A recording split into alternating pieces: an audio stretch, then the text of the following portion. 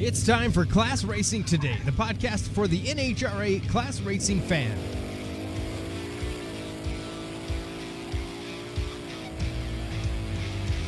Well, we're back again, live together with a whole crew of crazy today. This is Class Racing Today on the Wild Millbank Podcast Network from Millbank, South Dakota, and New Jersey, and another place that you'll find out soon, classracingtoday.com. This episode brought to you by Artisan Coffee, coffeebyartisan.com. Join the race team and get a free shirt, hat, and 15% off your coffee.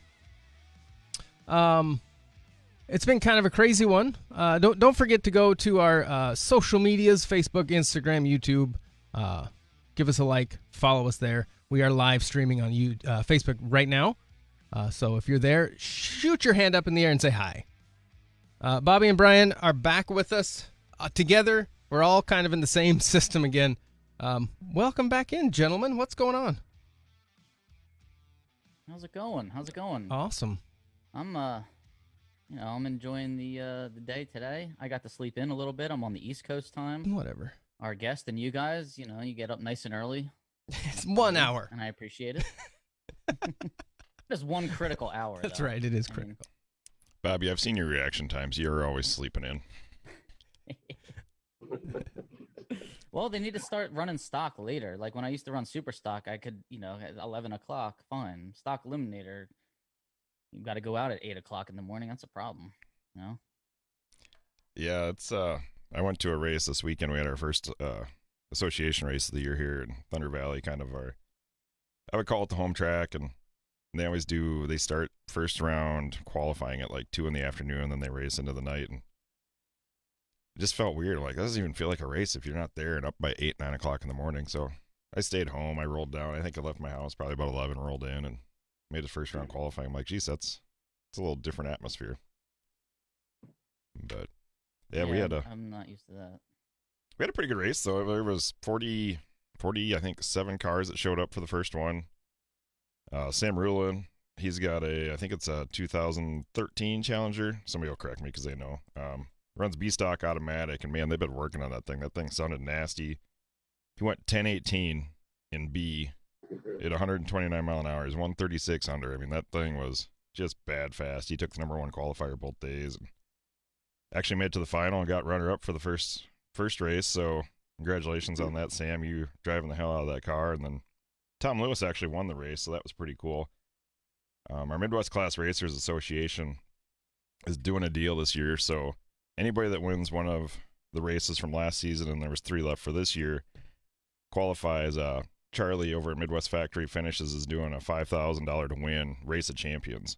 So they're taking potentially 20 people. We're going to qualify. We're going to take the top 16. They're running off for $5,000.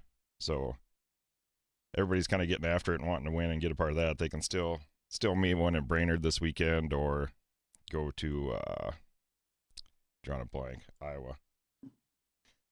Earlville, Iowa, in 2 weeks from Memorial Day weekend.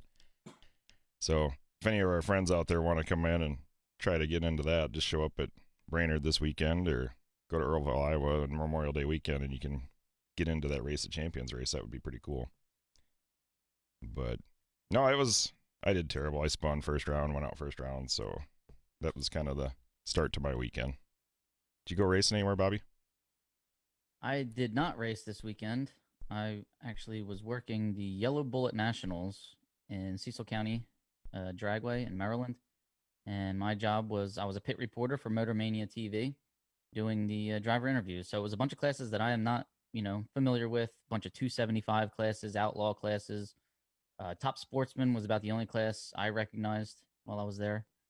But it was cool. I wanted to go to Charlotte for the Nationals and do some more networking there, but this was a great opportunity. I couldn't pass it up, and I got a couple of great interviews, including Fletcher Cox of the Philadelphia Eagles. He owns a couple cars, Pro 275 cars, and he was there. And it was a nice time. I had a good time. I learned a lot and met a lot of new people. Awesome. When's your next race? I'm going to the Maple Grove Division 1 race, Memorial Day weekend. So in 2 weeks, I finally, our season starts up here for Division 1. and I'll be running. I'm going to bring both cars, stock and super stock. I'm trying to get my 2 grade points and shake some rust while I'm at it. You should come over to Wisconsin for that June 18th, 19th, and 20th. They're doing a stick race where you just only stick cars get to race for $2,000. Really? Yeah, that's Friday. They're doing that. That's Charlie at Midwest Factory Finishes doing that. So you do the stick race, $2,000 to win, stick cars only, and then guy can stay there Saturday and Sunday, and where it's our regular association race, you can race for $5,000 each day. So that's gonna be an awesome weekend.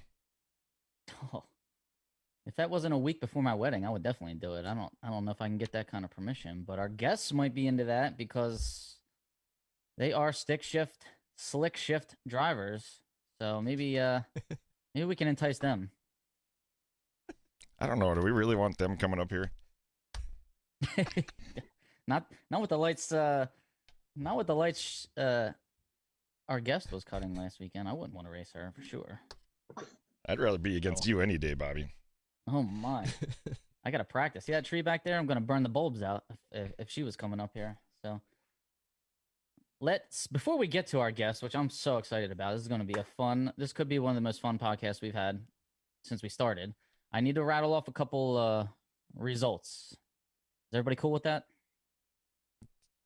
All right, good. I thought so. All right, so first we had the 4 wide Nationals in stock. Marion Stevenson, he took the win. We've been hearing his name a lot this year. B stock automatic 2015 Camaro, and in super stock, Peter Dagnolo, Division 1 young man in his 67 Camaro, and he's running super stock C stock. So it's a modified car, but he's running super stock C stock. Then we had a double in Division 4 down in Dallas, Texas. Dallas Motorplex, Ennis, Texas. And in race number 1 of the double, in stock, Connor Matthews took the win in his F-Stock automatic 1985 Camaro.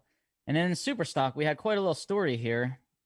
Greg Stanfield took the win in his GTJ automatic 87 Camaro. Now, Greg Stanfield's been lights out all year. He's won a couple events. However, he was supposed to race against one of his teammates, and a loyal listener and a good guy, Craig Gaultier, who has a 2005 Cavalier that he runs in GTF automatic. He kind of switches back and forth between F and G. But Craig actually had an accident after he won the semifinal round. His car, I think his car went from high gear. It went up into like low or second, and the back tires kind of locked up on him, and the car spun around, and he hit the wall. And that beautiful, beautiful car, and everybody's seen it because we highlighted it last week on the podcast page where I interviewed Craig. That car is a spotless, gorgeous, fast car. He qualified number 1 in Atlanta, and the car, unfortunately, it's not in good shape. I think it's totaled, but Craig is okay. He's a little sore. But just an unfortunate event. And then what Greg Stanfield did after he won that final round, he actually took the Wally with a permanent marker and just wrote a line down it, and he wrote Craig's name on one side of it and his own name, Greg, on the other side of it, and it was a pretty cool gesture by Greg Stanfield. So, Greg Stanfield, hats off to you, pal. You're a good guy, and hopefully we'll see you soon. And then in the second race of the double, and stock eliminator, Parker DeVore in an iStock automatic 77 Volare took out our guest today in a final round. Our guest, Sheila Holt, who was also driving lights out in her stick shift Nova. Well, more on her in a minute. We can't wait. And then in super stock, Pete Peary in his 2005 Pontiac Sunfire, he was running factory GTE, and he took out another one of our guests today, who's hiding in the back, in super stock. So more on that in a little bit. And let's see. I mentioned Craig, and I just want to mention one other person. This could be bad luck on my part here. I interviewed Gary Courtier at the Yellow Bullet Nationals on Saturday morning, highlighting his beautiful car, and he crashed into basically a fireball on Saturday night, late night qualifying, and he got rushed to the hospital where he is recovering, and his car did not look like it was in good shape either. So prayers for Craig Gaultier and Gary Cordier. And maybe I shouldn't interview anybody anymore that has a nice car because I feel like I'm, bad luck here. You just killed audience participation. You know that, right, Bobby? Like, they're going to see you coming and they're going to just go run and hide. Here I come. Hello. Fortunately enough, you're short enough that most people don't see you coming. So, how about David Barton winning comp in a stalker? You didn't talk about that. We didn't. You know what? We don't give comp a whole lot of, credit. We are class racing today, but we just kind of leave, it's basically stock and super stock. So, but congrats to David Barton. That was pretty cool. I saw that on Nitro Joe's Facebook page. All right. So should we get into the fun part of the episode? I think we should. I'm ready. My voice is a little hoarse, so we'll just bring them on and we won't have to talk anymore. Hey, look at that car back there. I love it when you have me on. Oh, that's all I know, right? Is that you? Yeah, it's me and TC Morris. Oh. I don't see any smoke yet. Right, yeah. Hey, where's that black cloud? Where there's smoke, there's fire. When he gets on that two-step, don't stand within 50 feet. Nice. Or you need a gas mask. We'll call it mosquito control. No, it's the Green New Deal, remember? We already established that. All right. Let's get to our guests while we watch, while Brian wins this round in the back. We have, everybody knows that when they go to a D4 event, or as I saw in Gainesville, like one of the coolest and most exciting pit spots, welcoming pit spots too. I mean, I barely knew anybody, and I just felt right at home. Maybe it's because the drinks that were served were making me, just feel right at home and comfortable. But the Holt family, the Stan and Sheila Holt team, who runs with the Lupe Tortilla brand on the side of the cars, that is their restaurant chain. They are here with us today, as well as their crew. And Jared, J-Rod, give us a wave, Jared. There he is. And Paula and Mike Cotton are also there as well in the background. Hello. So we're looking forward to a fun episode today. How are you guys doing? Sheila, Stan, how's it going? We're still celebrating. We're doing great. You missed a really good friend there. He's hiding in the shadows. John Drolet is standing back there too. Super stock racer. Hi, John. How you doing? The famous Martha Margarita. Wave, mama. That's my mama. Oh, She's a very single man out there looking for a Martha Margarita. She's right here. Saved me a fortune if some single man would take her. That's got to be a very patient woman back there. Congrats, Martha. You're a saint. Where's the woman behind J-Rod who keeps him in line? the whole crew. So the only one that's hiding is Mike. Mike's nowhere to be found. Take care of the dog. Katie wanted to be a part of the podcast, and she's like, so he'll be back in a second. All right, so we can make fun of Mike for what, 5 more minutes? Then? Mike's probably on all day. Mike's probably on an ice run. I think you guys ran out already. Now, Sheila was that final round against Parker DeVore. You were 002, Parker's 007, and Parker ends up on the winning side of the double breakout. I mean, that looked like a close race. You're out by 12 thou, and Parker's out by 9 thou. So yeah, that was a close race. Your lights though all weekend are, from first round all the way to that final, 22, 21, 13, 11. Then you had the red light against Wes Neely. Yeah, because I kind of saw his red light, and Right. I was like, oh, hey. And then you had your bye run where you took the tree, and then 002 in the final. So that is a killer driving day right there. So way to go. Congrats to you, Sheila, in the stick car. Thank near and you. dear to my heart for sure. Yeah. Well, I have to thank J-Rod for my lights. He is very crucial in helping me get to that point. I saw in Gainesville. He's a valuable It's asset. a secret. Tell us about it. I can't tell you what we do. Let's get Stan, slide out of the way. We want J-Rod to come on here and tell us some secrets here. You're talking. Yeah, exactly. Yeah. I'd like to hear it myself. Help my lights. Now, Stan and Sheila, can you tell us how the racing hobby started for you guys? Well, Stan's been doing it for a long time, but mine came from, I have a son. His name's Chase Tom Murray. He loves his mama, in case you didn't know. So he started junior drag racing when he was 8 years old. So that's how I got introduced to it. And then I became a part of the Houston Raceway Park Junior Dragster team and or the program, and I helped run that. And Chase did it from 8 to 18 years old, and now he moved up to Super Comp and Top Dragster. So, and then when I met Stan, he was like, "Hey, you need to get in this Nova and do a burnout." But he's been doing. You've been drag racing since he was 16. My first ride was a Pinto. I mean, the car, I mean, it's a horse. It was a stocker, and then I went into a Palomino, which is a super stock horse. And then I finally got into a car. My first race car was made my first pass in 1965 in a Pontiac Tempest overhead cam 6-cylinder 4-speed with a quadrijet called a Sprint in Urbandale, California. I lived in the Covina, California, 8 miles from the Pomona track. 5 racetracks within 40 minutes of my house, hence the problem. So you're originally from California, Stan?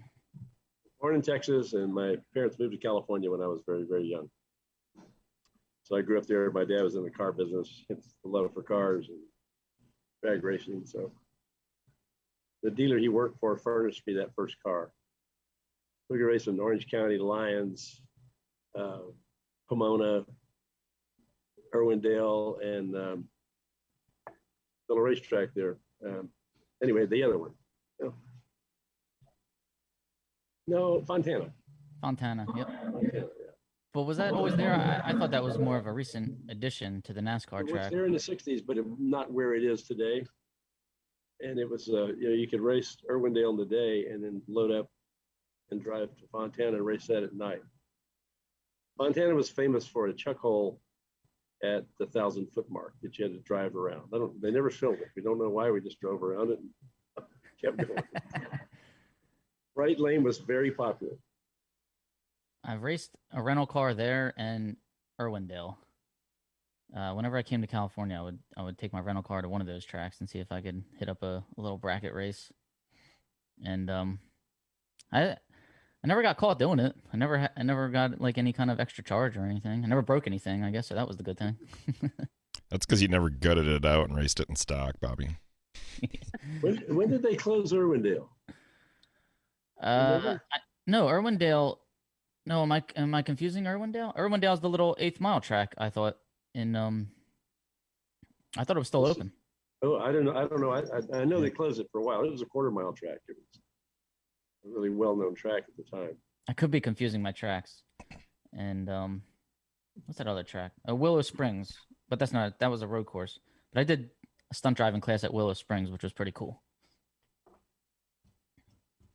So when your dad's in the car sales, can you just go grab keys anytime, make it to the track yet? Like, good thing there were night races, so you could just stop by and pick one off the lot and go race. It didn't go that way. My dad was actually employed there. He didn't own the dealership, but the guy that owned the dealership liked me, and I was washing cars after school, and I asked him if I could race that car. He said yes. I'm guessing that's how like the Mandelas got started, right? Like, all right, Dad's gone for the day. Let's just pick something off take something out of the shop and go make some passes. And got to test the work. So more about Sheila.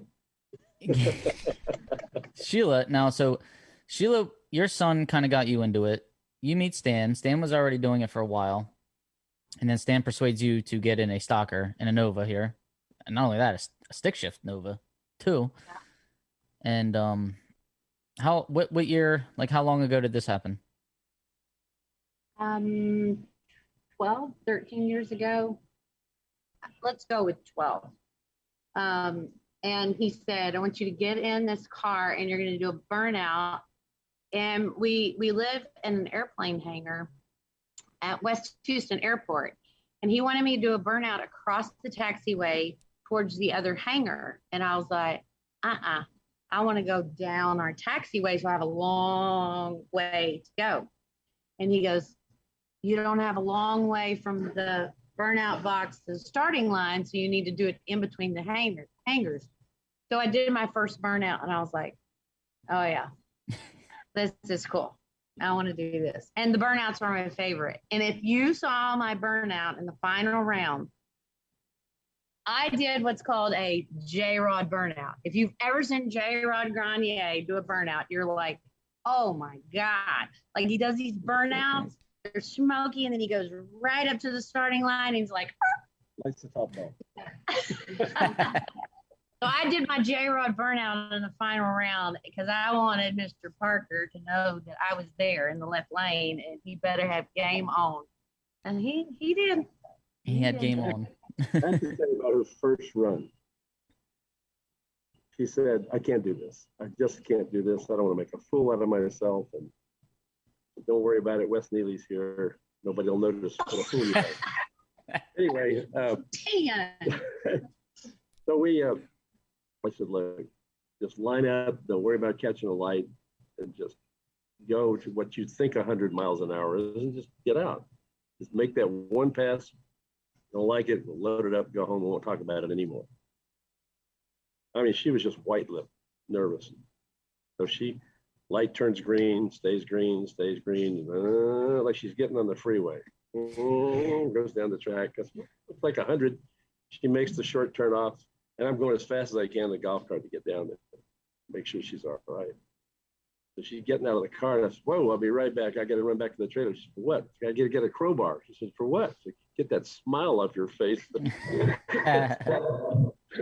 She was baked after that. She was ready to go. So ever since then, she's been having fun.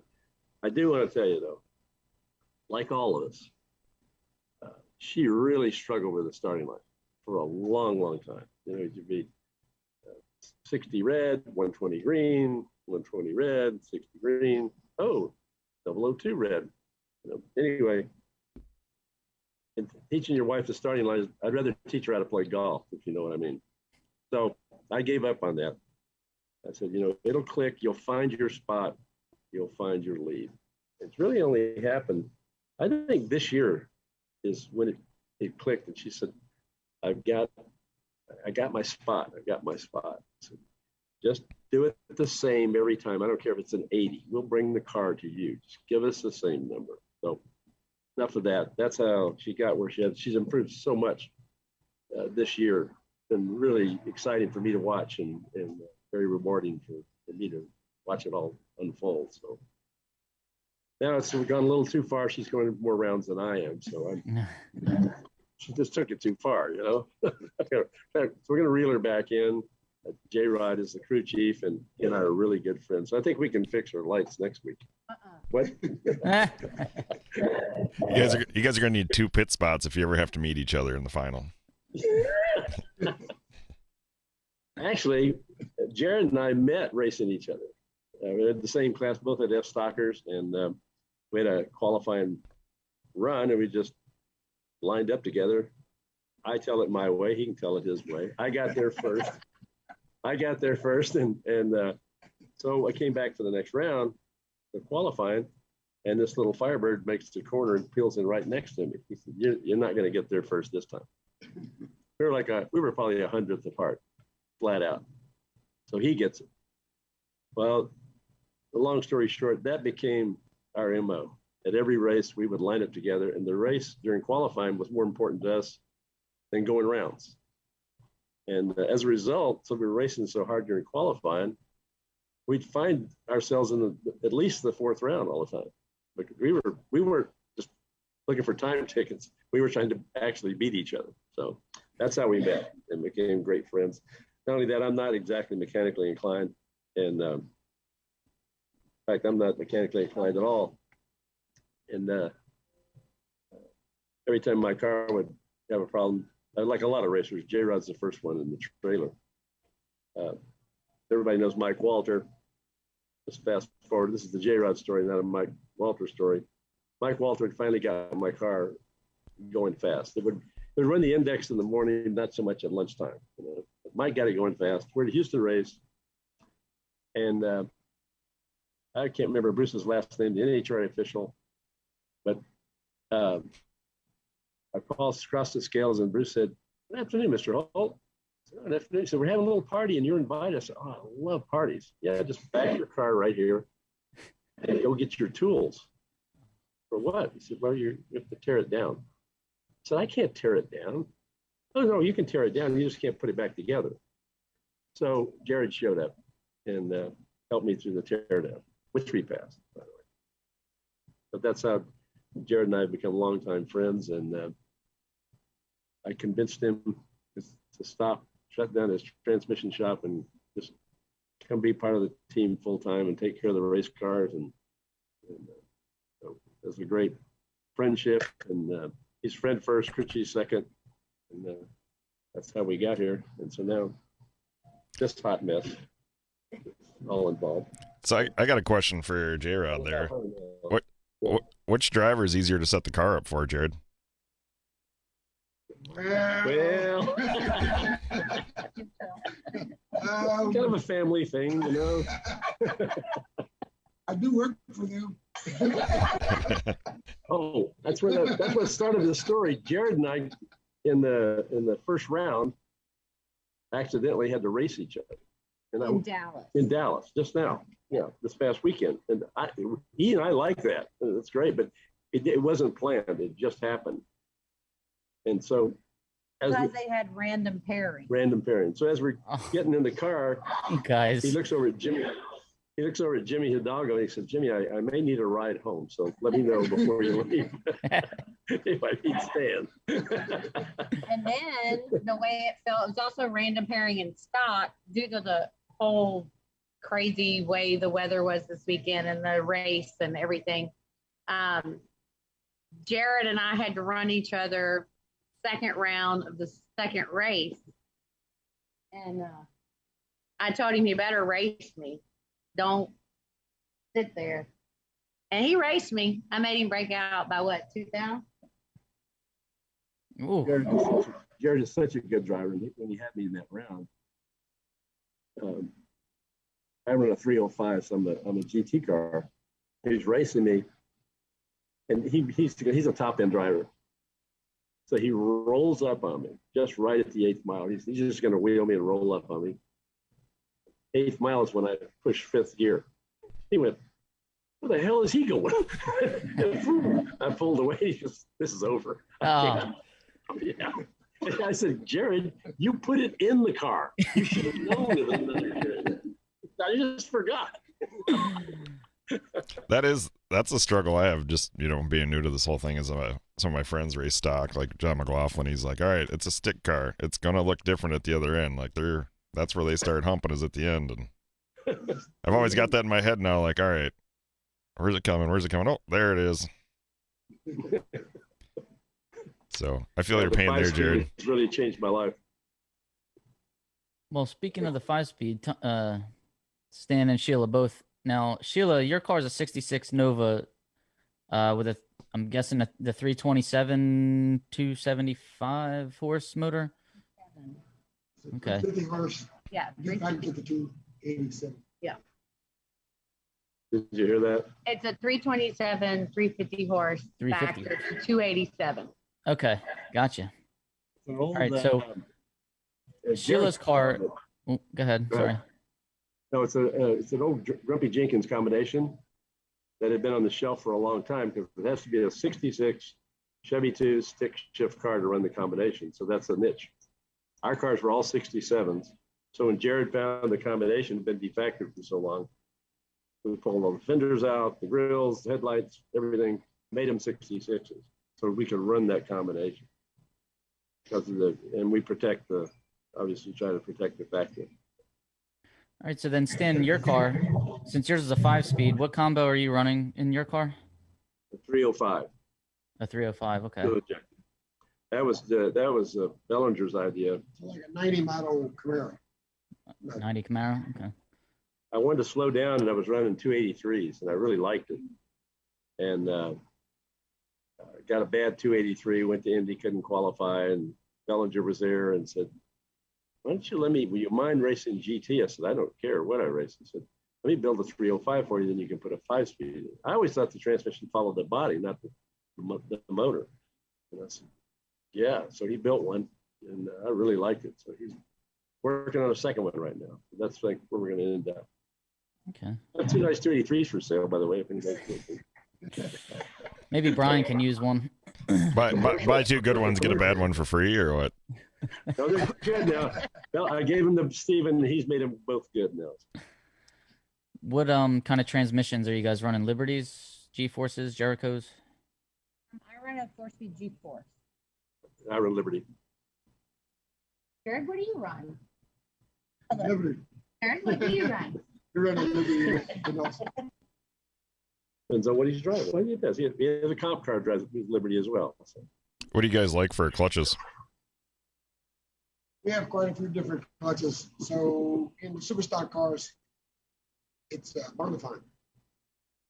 And in her car, it's a McLeod. That brand name clutch. Bonafani and McLeod. All right. Bonafani's Yes. not too far from me. They're right in Pennsylvania, about 20 minutes Yes, from they are. where I live. I was just speaking with them. They were at the. You hear that race airplane? weekend. No. Can you hear the airplane? Yep. No, He I'm just good. said- I'm good. I can't hear him say no. So. He went. Oh, that is. Okay, I got it. Okay, sorry. We can close the door. I figured that was Mike sleeping and snoring back there in the background. Hi. We're glad he's just snoring. This is Mike Cotton, who also went to the final round in Superstock, second race. He I did. was following him to the final round. I mean, like I kept watching. I was like, oh, I wanted to be there too. Hi, Mike. Yeah, you did much better than I did. I wish I was red body. We had that in common, didn't we? Wow. A lot easier to lie about a red light than a 118. I can just see Sheila. Hey, we're having a party in the final round. Come on, everybody, we're going. Like, wait. Well, I have to tell you, so typically when we're at a race in Division 4 guys and gals, we're all super close. And like Stan and I love to have fun, as I know you know. And so any final round, like we always go up there with margaritas and we give them to the winners and stuff. And so Cole Cummings meets me down at the fuel trailer, and he's got a tray of margaritas and pina coladas, and he brought them down there. And I was like, oh my God, Cole. And he said, well, you always do it for everybody else, so we had to do it for you. So, and I kind of felt bad for Parker because like everybody came to see me. Like I kind of want Around the losers. Oh my gosh, that was fun. It really was. Well, that's what kind of makes it great, though. It's just about the experience more than anything, you know. Like, Oh my gosh, I was like screaming. My throat sounds so much better today. But like when I pull off the end of the track, I roll my windows down. I'm like, yeah, baby. And like the guys at the end of the track on the 4-wheelers, they're like, yeah, like they started cheering for me, and it was pretty cool. that's how I feel. Oh When yeah, and at the scales and fuel, and everybody was like, yeah. Even Wes Neely, I came around the corner after beating J-Rod, and they were all like, yeah, Sheila. And then old Cater, you know, the country puppy, he was like, you beat him? I'm like, don't look so shocked, boy. They're excited after first round win. Yeah, dude, I pretty much stay The excited guys in the all scales. day. Guys in the scales go, here she comes. She's crossing the scales. I gotta. Sheila, quit jumping up and down in your car. You're throwing the scale off. Oh yeah, I have to be still. It's just a wild ride, you know. I mean, Bobby, you know from racing a stick, Brian, not so much. Maybe you can touch my car one day and then you'll understand the experience that we get. Like from shifting gears, it's such an adrenaline rush all the way down the track. You're like, after a run, you're like shaking. Oh, yeah. Automatic guys just kind of go, oh, okay. They go, okay. What do I do with my hands? I don't know what to do with my hands. And the clutch car, I mean, you're just like slamming gears the entire time, and just what a ride. I mean, I get excited just like making a qualifying pass. Like, it's just so exciting to me. I raced in one of the rounds, a little LA automatic car, button car. And I asked Jared, no, it was in qualifying, a time trial before we started the race. I said, Jared, you know, I want you to make a pass in my car and just tell me, you know, what you're feeling. So as I walk through the staging lanes, I see the guy in the Calais, and he's doing all these practice, letting the button go, letting the button go, letting the button go. And watch it go. He must have done a dozen of them. Jared gets in my car, puts the bells on, pulls up the line, doesn't do anything, 007. I said, are you just looking for more work someplace else, or just you have to make me feel bad, or because you can, or, you know? So all that practice on the button, and Jared just 007. So, Jared, have you ever been to South Dakota? You know, if I'm going to put a stick in my car, I might have to move you up here. It was Sheila's idea. Yeah, I know. She said it's all right. Just come up here. Cheers, Brian. They'll direct deposit your check. Just come up here and spend the summer up here. Here, Paula, don't waste that orange juice. Well, I have to tell you, Stan and J-Rod are so good at the tree. And I was using a blinder for a long time because my mind is an anticipator. And so, like, I couldn't sit there and wait. So we put the blinder in my car, and I did okay. But the beginning of this year, I started listening to Stan because he's always good on the tree, and then Jared, and so it just all clicked, and I'm so glad it did. And just know I'm coming after Parker DeVore, buddy. If you're watching. Actually, I beat him in the first race, and but then the second race is payback. I think you guys need to come. You guys need to come up to Rock Falls, Wisconsin, June 18th, and run the stick race there, and then just hang out for the weekend and race with us. It'd be fun to watch you guys out there. That would be really cool. I've never been to an all stick race. It's pretty neat, even for us auto guys, just to watch. You know, man, you never seen so many feet sticking out of the bottom of a car when you go to an all stick race. It's like it's a good place to go shoe shopping. I remember when I put the stick in my car. It was an F-stock automatic. I was driving the car Sheila has today. And I think the race maybe decided to put a stick. There were 17 F-stock automatic cars. We call it F eliminator. There were so many cars. I'm putting a stick in my car. And there weren't as many sticks then when I did this. This was back in the late 90s. And so I put it in, and it was horrible, as you can imagine. But I just remember Dale Hallquist came to me. He said, Stan, you need to get that stick out of the car. You need to get it out. I said, Dale, I think you're right. I'm going to take it out. He said, when? I said, right after my sex change operation. It's never coming out. So we're seeing a lot more sticks than we used to. Yeah. I take some responsibility for that, I think. For converting people. A resurgence in stock. It has been. Yeah, it really has been. Not so much in super stock, though, I don't think. No, not as much. It doesn't make sense to do in super stock when you're going up against trans brake air shifted cars, but stock, yeah, I'm starting to see a lot more, and I really like it. A lot of it's because some of the combinations are better with sticks also. Yeah. The combinations are beat up, with automatics because a lot of people run them and went really fast with them. So they're rated better with a stick. So that's why a lot of cars are going back to it also. Well, Jared, I run a 2000 Camaro with an LS1, and so do I. yeah. So I was talking to Corda last week, and I'm like, man, it's just frustrating knowing that, like, I don't think I can ever get this thing a second under. He said, sure you can. Just put a clutch in it. I'm like, stop saying that. There you go. I still run mine with an automatic also, but the problem is my son does drive it every now and then.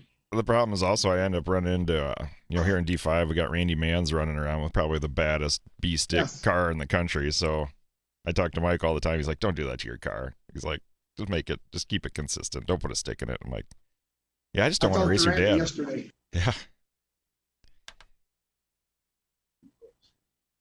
But that's how you make I talked to Randy Manns yesterday. He does a lot of our shock stuff. Yeah, he does a great job over there. Those guys are definitely on point. I made that upgrade this year, and I've been really happy with them so far. Yes, they are really good people to work with. I actually got an email from a listener recently that said they went with the Fast Shocks because of, the feedback we've been getting on the podcast and people talking about how, good of a company that was to work with. So he was happy with them as well. So that's pretty cool. So I guess when when it's time for me to shop around for shocks again, I know who to call. I'll check them out. Now, Stan, you said your car is fuel injected. What system do you guys run for the fuel injection? Holly, I just got it. He just told me that. I'm wired here. So does Jared do the tuning then on the Holly system too? Yes. Yeah, of course, he was driving a computer car, one of the really early ones, so he was just natural for him now, But most of the tuning he does in our cars is clutch work, and this is the first.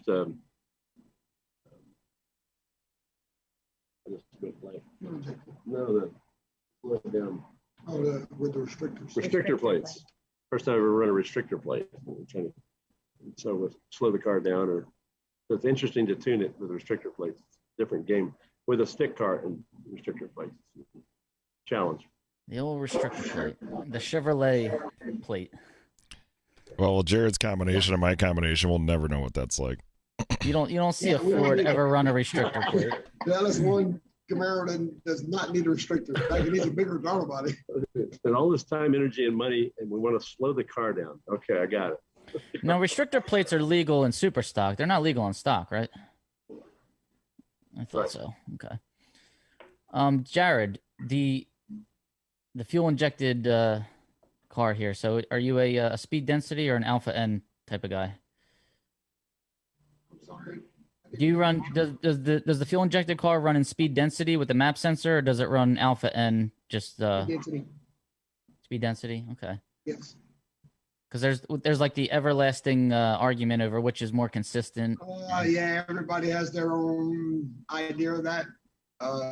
So yeah, but it's all in how you like it, I guess, your preference, because I think both of them can be really consistent.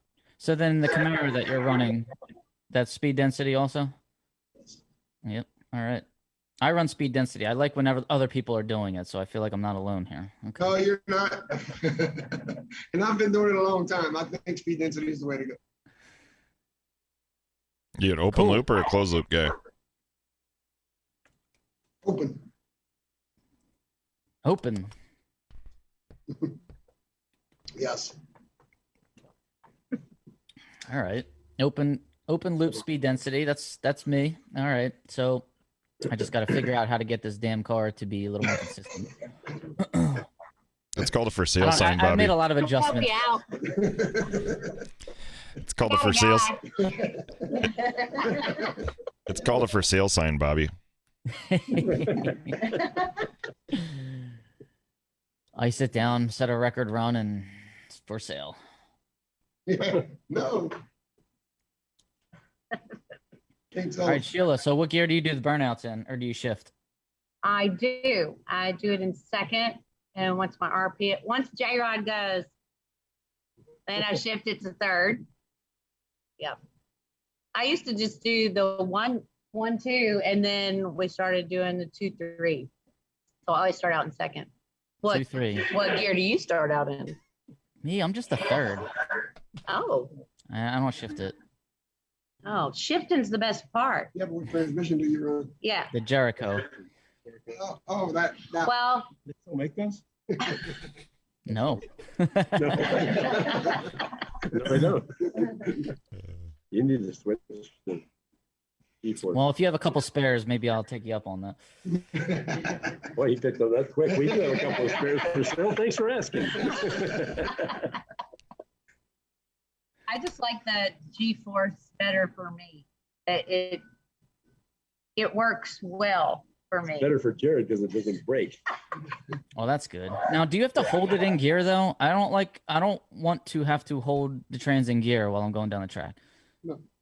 I do, but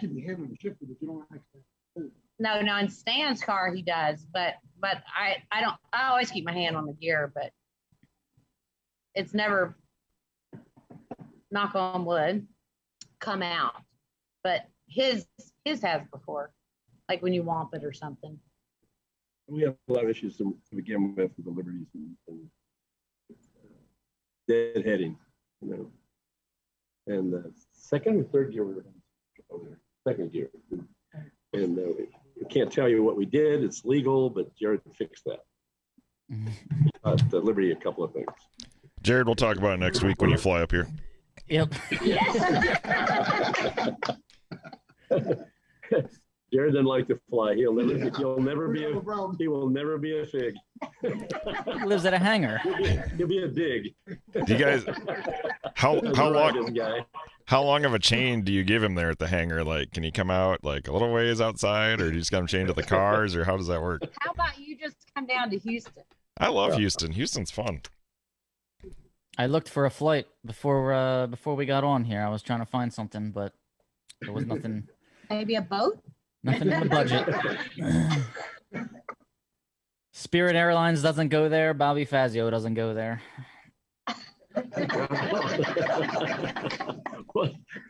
Well, you should call him with that line. That's great. Spirit Airlines, not a sponsor. But it's going to be a great line. Everybody, Bobby Fazio. Big fan of Spirit Airlines. They don't even give you a drink on that plane anymore. I mean, like, your seat doesn't recline. You're not allowed to bring a bag on. You're basically not even allowed to sit down unless you pay them extra. Like, it's just. Are you telling me they're cheaper than you are? Yeah. Ooh. So now, out of this whole room here, I'm assuming 1, 2, 3, 4, 5. We got at least 5 entries. No, 6, 7 for the double entries this weekend at the national event in Houston. 8.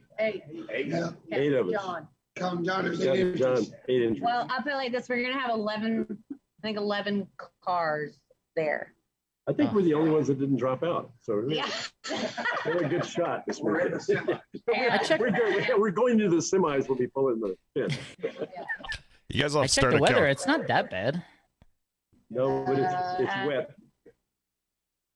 It's wet. All you super stockers listening, it's really wet. Don't bother bringing your cars out. Sportsmen will get stuck. Yeah. For sure. You guys need to start a Calcutta to see who is going to make it the farthest in the room. Oh, that's a great idea. Yes. Okay, I'm going all the way, buddy. Oh, boy. Here we go. Well, the Cottons do a Calcutta, I thought. Are they still doing it? You what? Yep.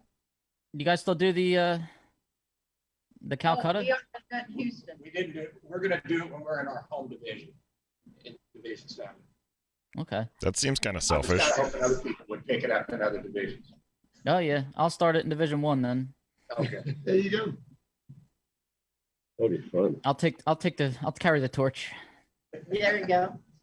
You just have to teach me how to do it. We'll send you the rules. Just send me the rules. Yeah. I just I'll have to want make it like a Venmo type of thing. I don't feel like collecting money from everybody. Paula to do the collecting. Yeah. Like I how can collect. I don't want to give it away. how could you tell her no? You know, Yeah. just gives you that look. Where's my money? I stood at the scales and made the guys give me their money. Shamed them into it. Yeah, I did. All right, now tire preference. What's the tire preference on both cars? I run Mickey's. Who's yours? Oh, conflicting brands. Yes. Well, I want to try the radial again, but I can't seem to get my crew chief to want to do that for some reason. I was gonna say, if anybody could figure it out, it sounds like Jared would be able to. I mean, the I guy's a know. mastermind over here. We've actually run the radio a lot. On the 283. On the 283, we ran it all the time. But Stephen Bellinger and Dan Jacobs say it didn't work. So Stephen's got the shoebox and Dan's got a Cavalier. And I said, worth the try. I'd like to try it. I think the car drives better down track with the radio. Now, what size tire are you running on yours, Stan? I don't know. 13.5, 31.5, lightweight. The lightweight, 31. That's 13. not my part. As far as stick tire from the Hoosier, that's actually the best bias tire that you can actually put on. I've played with a lot of different tires, and that's the tire to run on Superstock. I have to get you to write that one down for me. You know, I was looking for Mickey Thompson this weekend, and just seems like there's a lot going on with them right now. And yeah, I think so. I think they're having some issues getting some tires. They weren't at Yellow Bull. There were 3 or 4 classes there that have to mandatory run the Mickey Thompson 275. I mean, there was hundreds of cars there, and the fact that they weren't at that race, they weren't in Atlanta. I was getting a little nervous now. There's a lot of companies struggling getting parts and getting their acts together since the pandemic. So everybody's tied to some other company. So. I'm hoping for the best, because I run Mickey's on both of my cars. I run the Pro Bracket radio on the Stalker, and I run the 10.5 W on the Super Stock car. I like that stiff sidewall that had for this stick shift launches, Jared. But you're telling me that this Hoosier, that's, is that a stiff sidewall? Like, good? I mean, yes, it is. The 31. Can you tell me again what it is? 31.5, 13.5. 31.5, 13.5. Stan's like, that's enough talk about my car now. Just shut up. Yeah. You know we're tired of running on that one. 5,000 people just went and bought new tires. Could be. We should start making stuff up and just totally lead people astray with what we're running and doing on the car. And everybody running out trying to buy that stuff. Sheila, you're running. What's your gear ratios? Yeah. Sheila, you're running 3 in the tree, right? It's a 1, 2, 3, none your business. Sheila's running the 3 in the tree. Yeah. Oh, I got to tell you that story. I'm a little older than Sheila. And I buy this 58 Ford Ranchero, 3 on the tree. I'll take her for a ride, and I got it in low, and I shifted to second. She goes, "What are you doing?" That's an automatic, I guess. I'm shifting it. Really? What are you doing? Turn signals on both sides, Sheila. Yeah. I can't believe you're going out again after that. I wish I had thought of that. That would have been great. Was that still in the dating phase, or is this like post-marriage? This was in the too late stage, yeah. Too late for you or too late for her? Yeah. The answer to that question is yes. And you're getting ready to get married? Me, yeah. Yeah, a couple weeks. Me? He said I am? I keep forgetting. Don't let me forget. When are you getting married? When? June 26th. Oh, this is coming around the corner quick. Yeah. Yeah. You got to hurry up and seal that deal. Did you not see Kiki? I mean, hello. Yeah, hello, yeah. Yeah, you guys spoiled her. She thinks every national event you just go to a friendly pit and there's margaritas everywhere and good conversation.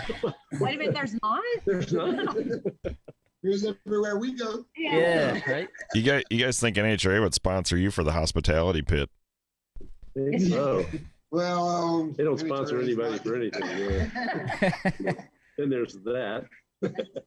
She was upset that she couldn't be here. She's at work right now because she wanted to pop into this one and say hello. So she says hello. Good. Hey, Kiki. I remember a race. We were in Belrose, Louisiana. I'll never say the name. Let's just say he's not with NHRA anymore, which isn't true. Sheila had the strawberry margaritas going, and it's hot, in the middle of the day. We weren't drinking them, but he came over and he said, "Can I just get one of those frozen drinks and put a lid on it for me?" So NHRA official. Oh, Yeah, can't say It was hot. it was hot.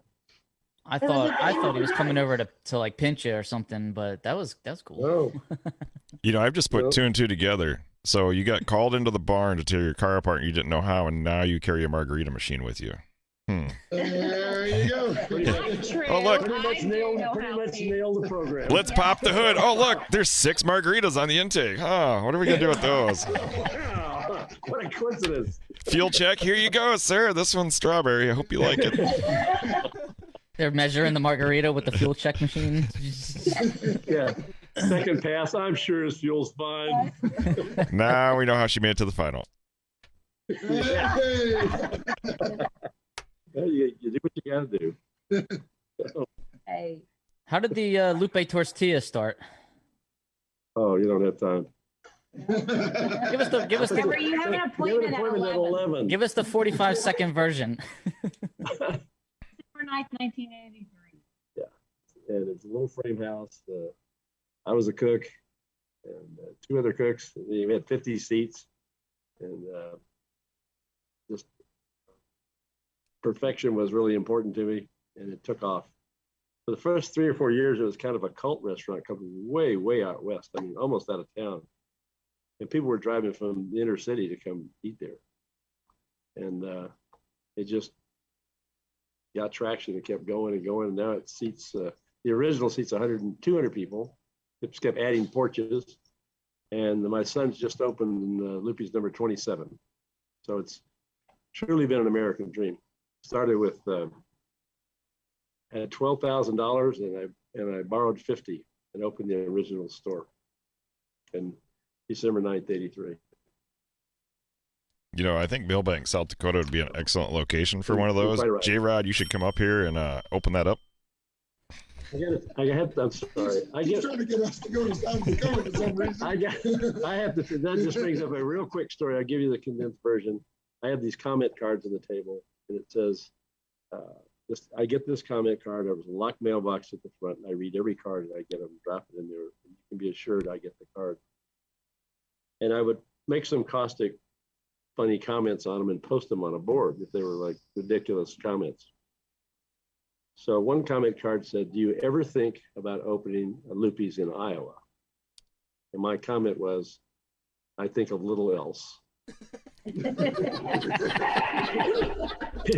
Now think where you are. You're in South Dakota and asking me that question.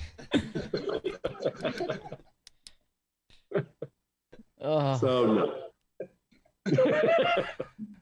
Wally just texted me and he wanted me to move the camera so y'all can see him. He's up there. He's feeling left out. Yeah. You see him? Yeah. Wally and his brothers. You And got way more there than I do here. Mine are like, scarce. Most of mine came from Indy. Class wins. I haven't gotten one from there yet. I'm shooting for one this year, though. The first one on the left is the date is 1864. So it took quite a while to get these together. Now, was that chariot in, was that a stick chariot or? Oh my gosh, it's been a long time all of a sudden. I'll send you, I'll pay for the freight if you just ship me one so I can put one in the background. So at least I feel like I'm part of the group. Did I borrow one or rent one or something? I told Sheila we could save a lot of money just by maybe buying trophies. Make up our own stories. We've been at this so long, people have probably believed the stories. Well, one more question that we always ask everybody is, what's a rule? Now, since we have stock and super stock here, if one of you wants to pick a rule in stock or super stock that you would like to see changed, what would it be? You can see Jared too if you Wait a want. minute, what is it we always gripe about? Parking? No. I would like to see stock run a little later. I think they should flip it around, and then you let whoever go first, super comp, let them go out first. I think there's some engine rules that definitely need to be addressed or should be. I think in stock especially. For a lot of reasons. There's no reasons to have to check rods and pistons and all that good stuff. I think they should go to the top of the piston rule, and where the top of the piston looks like the original, and the rest of that chart block could just be whatever they want it to be. Would save a lot of dealings with people with chart blocks and stuff like that, so you don't want to pull a head off. Be real easy for tech. Be a whole lot easier for tech. And a steel rod, so they can have a window in the pan. As long as it's a steel rod, everything else is good. I don't know why they bother with the weights and all that good stuff. I think the biggest problem in our sport right now is the hours that Sheila spends on tech cards. Why can't you sign a waiver January 1st for the year? Why can't they have, in this modern age, your tech card online? And then is there any change section? And you hit a button, no, and that card's ready to go. It takes this many cars and drivers. It's literally over a 2 hour or more. Thank you. Yeah, I spent 2 hours yesterday trying to get it in before 5:30. Writing down the same information that you write down at every race you go to. It just seems like they need to get it up to speed. That would require carrying, of course. So I don't know. May not happen in my career. But I did have that conversation with NHRA this year. So that exact conversation I said about storing, I did in Gainesville. And I said about that tech card, maybe a stored tech card or a drop down. If you run a couple different combinations, select this one, select that one. Super stock's the biggest difficulty because, you know, today somebody's super stock I automatic, tomorrow they're GTJ automatic, and they just keep switching back and forth, whatever helps them out at that moment. So stock would be easier. Super stock, there's more classes, there's more switching going on. But yeah, it's one box. But it seems like there should be an option on your profile, like when I log into NHRA eventreg.com, should be an option to choose which class I run. So sometimes I run D, sometimes I run E. It would just store it in there, and it would be so much easier to just do like you said, the drop down box, click enter, and it's in. Otherwise, I got to enter all the information, my name, address, all that over and over and over again. I don't mind because we don't have to go stand in line and bring our cars to check. It's fine. Anybody from the NHRA is listening. We have a person who's volunteered to write that program for you, Paula Cotton. To do that at no charge. I could definitely write this back. Yeah. So there's people out there with talent that could help the NHRA out. If you're listening, I mean, listening. So it'd be like, just have it like my Subway app where you can do recently ordered. You can be like favorites. All right, here's this button or that button. You hit it and it automatically loads everything in. Simple, right? exactly. Yeah, that would be great. This can be worked out. All right. So Paul is a software, Paula writes code then. I did not know Not this. necessarily code, but spec. I could spec it out. I Okay. used to, I don't know their code anymore. But in case you weren't paying attention to that first race, the guys went bowling after first round, and me and Paula, we continued racing. We went to the fourth round, right, Paula? Right. Girls were ruling on that first race. We noticed. We'll see if that happens again this weekend. We wish you all It luck. will. You have 8 cars there, and the gentleman in the back too. We wish him luck. Jared, there he is. Good luck, sir. Good luck, Stan. Good luck, Sheila. Good luck, Paula. Good luck, Mike. Good luck, Jared. And And John. my son, right? Chase Ty. John DeLay, Bryce. Price. Yep. Sounds expensive. So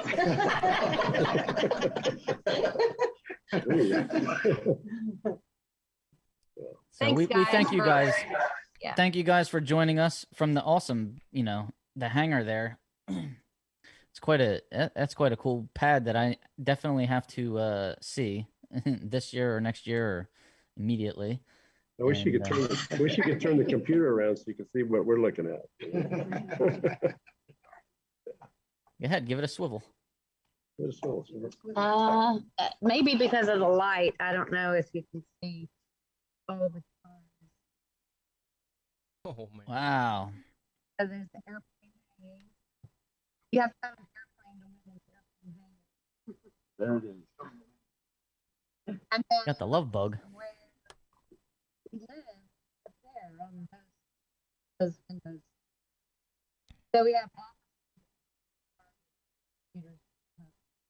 going cray cray. But yeah, so it's our corporate offices, and our house, and where Stan has all his classic cars and the racing program, and it's pretty cool. Just know that while you're in your 11 o'clock meeting, we'll continue day drinking.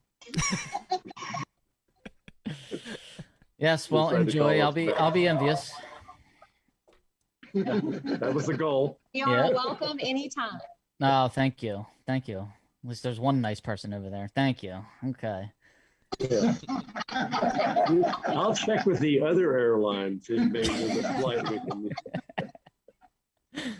All right. Thank you guys for joining us. We wish you a lot of luck this weekend, and we'll be Thanks watching for having us.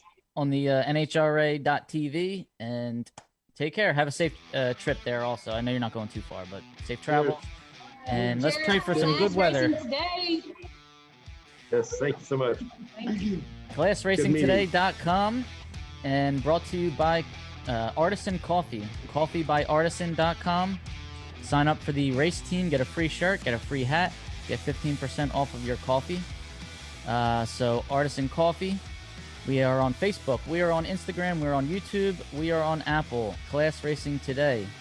Give us a like, give us a share. Email us, classracingtoday@gmail.com. Any questions, concerns, complaints? If you need a shirt or a sticker, hit us up, classracingtoday@gmail.com. All right, guys, thanks a lot for joining us, and happy trails. Peace out. Peace out.